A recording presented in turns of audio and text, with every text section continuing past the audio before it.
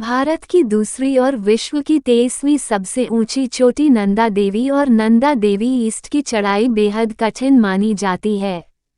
इसी कारण अब तक कुछ गिने चुने पर्वतारोही ही इस चोटी तक पहुंच सके हैं। नंदा देवी को 1936 में पहली बार ब्रिटिश और अमेरिकी पर्वतारोहियों ने छुआ था, जबकि नंदा देवी ईस्ट की चोटी पर 1939 में पहली बार पोलैंड के पर्वतारोही पहुंचे थे।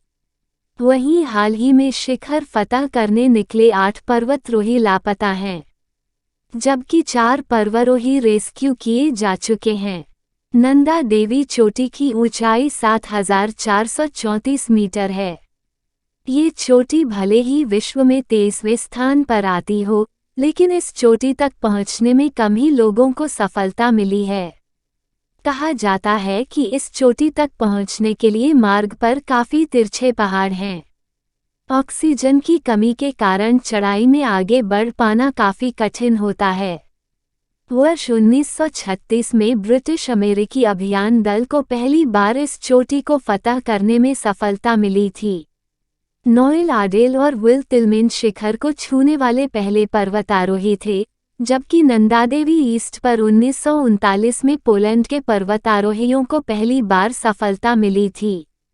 नंदा देवी पर दूसरा अभियान 1964 में हुआ। इस अभियान में भारतीय पर्वतारोही एन कुमार के नेतृत्व में भारतीय टीम ने चोटी पर तिरंगा फहराया था। नंदा देवी के दोनों शिखर फतह करने का मौका वर्ष 1976 में भारत और जापान के संयुक्त अभियान में शामिल पर्वतारोहियों को मिला। 1980 में भारतीय सेना का अभियान असफल रहा। 1981 में पहली बार 3 महिलाओं चंद्रप्रभा एतवाल, रेखा शर्मा और हर्षवंती बिष्ट ने इस चोटी को जीता था। 2 वर्ष पूर्व नंदा ईस्ट चोटी के लिए निकला एक पर्वतारोहियों का दल लापता हो गया था। 8 सदस्यीय इस दल का कोई पता नहीं चल सका। 2 वर्ष पूर्व 2017 में पर्वतारोहण अभियान के लिए सेना का 7 सदस्यीय दल नंदा ईस्ट चोटी को फतह करने के लिए निकला था।